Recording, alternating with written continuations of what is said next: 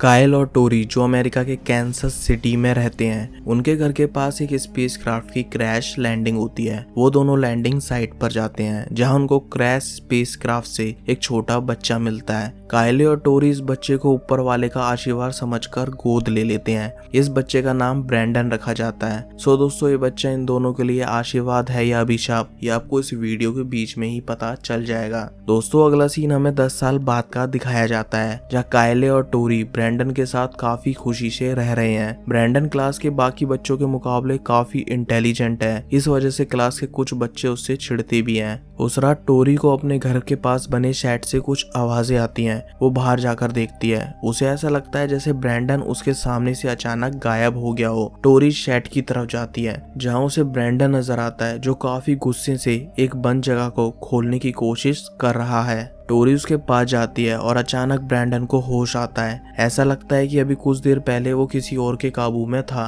टोरी उसे शांत करती है और वापस घर ले जाती है। टोरी अपने पति कायल को ब्रैंडन के बारे में कुछ नहीं बताती कि उसमें कौन सी एलियन की आत्मा आ गई थी। छुट्टी वाले दिन कायल ब्रैंडन को लॉन की घास काटने के लिए बोलकर वहां से चला जाता है। ब्रैंडन से पहले तो मशीन स्टार्ट नहीं होती। वो फ्रस्ट्रेट होकर मशीन की रस्सी को पूरी जान लगाकर खींचता है, जिससे मशीन काफी दूर जाकर गिरती है। ब्रैंडन मशीन के पास जाता है और अपने हाथ से ही मशीन के ब्लेड रोक देता है, जिससे वो समझ जाता है कि वो बाकी बच्चों की तरह नॉर्मल तो बिल्कुल नहीं है, उसके पास कुछ सुपर पावर्स हैं। ब्रैंडन के 12वें जन्मदिन पर उसके अंकल नोआ और आंट मैरीली उसे एक हंटिंग गन गिफ्ट करते हैं, जिसे देखकर ब्रैंडन काफी खुश होता है। लेकिन उसके डैड कायल ये गिफ्ट एक्सेप्ट नहीं करते क्योंकि अभी ब्रैंडन इस तरह के गिफ्ट के लिए काफी छोटा है। ब्रैंडन को ये बात अच्छी नहीं लगती। वो अपने डैड से काफी बदतमीजी से पेश आता है, जिस कारण कायल उसी वक्त ब्रैंडन को घर ले जाता है। उन्हें लगता है ब्रैंडन धीरे धीरे बदल रहा है, इसलिए कायल टोरी और ब्रैंडन के साथ कैंपिंग के लिए प्लान बनाता है ताकि ब्रैंडन का माहौल बदलेगा तो शायद वो पहले जैसा नॉर्मल हो जाएगा। वो लोग कैंपिंग के लिए जाते हैं। हंटिंग के दौरान कायल ब्रैंडन को समझाता है कि तुम अब बड़े हो रहे हो, तुम्हें अपने बर्ताव को सुधारना होगा और अगर तुम्हें कोई प्रॉब्लम है स्कूल में या अपनी जिंदगी को लेकर तो अपने डैड से इसके बारे में खुलकर बात कर सकता है। रात में टोरी को ब्रैंडन कैंपिंग टेंट में नहीं दिखता। वो उसे बाहर जाकर ढूंढने लगती है।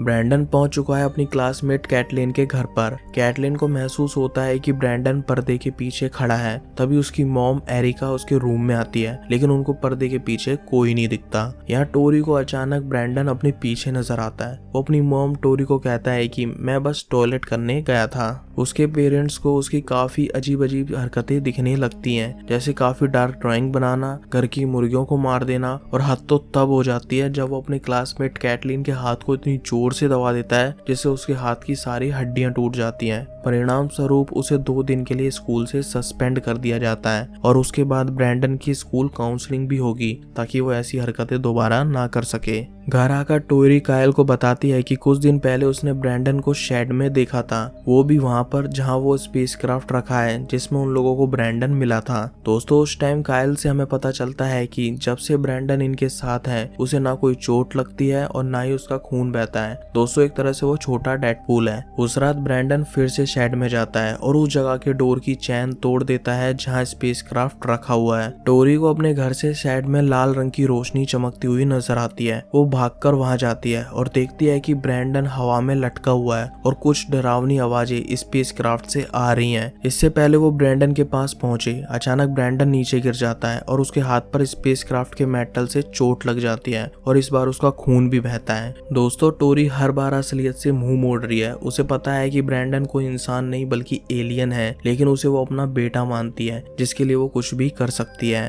टोरी ब्रैंडन को सारी सच्चाई बताती है कि उन्होंने उसे किसी एनजीओ से अडॉप्ट नहीं किया है। ब्रैंडन उनको इस स्पेसक्राफ्ट में मिला था। ये बात सुनकर ब्रैंडन काफी दुखी होता है। वो अपनी माँ से गुस्सा होकर अपने कमरे में चला जाता है। एरिका, जो कैटलिन की माँ है, वो एक रेस्टोरेंट ओनर है। रात को रेस्टोरेंट बंद करने के दौरान एरिका को रेस्टोरेंट के गिलास पर बहुत सारे सिंबल्स नजर आते हैं। अचानक एक ट्यूबलाइट फूटती है और उसके कांच के टुकड़े एरिका के चेहरे और आंखों पर लग जाते हैं। एरिका देखती है कि कोई बच्चा जिसने रेड कलर का मास्क पहन रखा है वो उसकी तरफ आ रहा है। एरिका उससे बचने के लिए फ्रीजर रूम में छिप जाती है, लेकिन वो बच्चा फ्रीजर रूम के स्टील डोर के 2 टुकड़े कर एरिका को जान से मार देता है। अगले दिन पुलिस रेस्टोरेंट की जांच पड़ताल करती है और ऑफिसर को शीशे पर एक निशान नजर आता है जो किलर ने बनाया है। अगले सीन में हम देखते हैं कि ब्रैंडन स्कूल काउंसलर के पास जाता है जो कोई और नहीं बल्कि उसकी आंट मैरीली है। मैरीली को ब्रैंडन से बात करते दौरान ऐसा लगता है कि ब्रैंडन अपने आप को इंसानों से अलग और उनसे बेहतर समझ रहा है, जैसे उसके सामने इंसानों का कोई वजूद ही ना हो। उस रात ब्रैंडन मैरीली के घर भी जाता है उसे ये बताने के लिए कि मैरीली पुलिस को उसके अजीब व्यवहार के बारे में कुछ न बताए।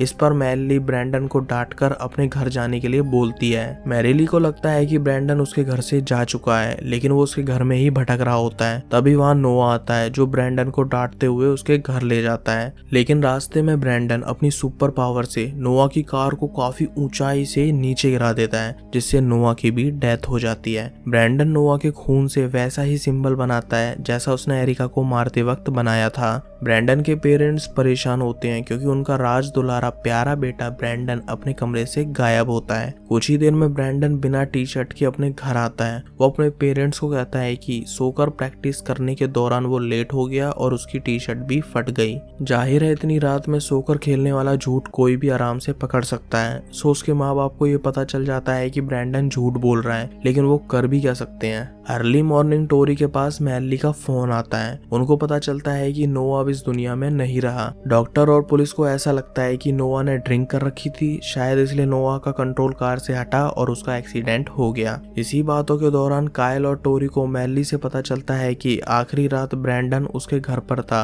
जिससे ब्रैंडन का सोकर वाला झूठ पकड़ा जाता है। वो दोनों घर जाते हैं, नोआ के डेथ के बारे में ब्रैंडन को बताते हैं। उन दोनों को लग रहा है कि ब्रैंडन ये सुनकर काफी दुखी और हताश होगा, लेकिन उन्हें क्या पता नोआ को ऊपर पहुंचाने वाला बंदा कोई और नहीं बल्कि उनका एलियन बेटा है। कायल ब्रैंडन के कमरे में जाता है और उसे ब्रैंडन की छिपी हुई टी शर्ट मिलती है जिस पर खून के निशान है। वो समझ जाता है कि नोआ को किसने मारा है। कायल टोरी को ब्रैंडन की खून के धब्बे वाली टी शर्ट दिखाता है, लेकिन टोरी ये मानने को तैयार ही नहीं है कि उसका बेटा किसी का मर्डर कर सकता है। अगले दिन कायल ब्रैंडन को अपने साथ हंटिंग पर ले जाता है ताकि ब्रैंडन के साथ कुछ टाइम स्पेंड कर सके, लेकिन जंगल में आने के बाद हमें कायल का मकसद समझ में आता है कि वो ब्रैंडन को यहाँ मारने के लिए लाया है। कायल अपनी गन से ब्रैंडन की तरफ एम करता है और थोड़ी झिझक के बाद वो फायर करता है, लेकिन बंदूक से निकली गोली का ब्रैंडन पर रत्ती भर असर नहीं होता। लेकिन ब्रैंडन समझ जाता है कि अब उसके मुंह बोले पिताजी उसके लिए खतरा बन चुके हैं, इसलिए वो कायल को भी मार डालता है। यहाँ घर पर टोरी को ब्रैंडन के स्कूल बैग में से एक नोटबुक मिलती है जिसमें उसने अब तक जितने भी मर्डर्स किए हैं उनकी ड्राइंग बना रखी होती है। वो तुरंत कायल को फोन करती है ये बताने के लिए कि उसकी जान भी खतरे में हो सकती है, लेकिन कॉल ब्रैंडन उठाता है और टोरी को कहता है कि डैड अब इस दुनिया में नहीं रहे।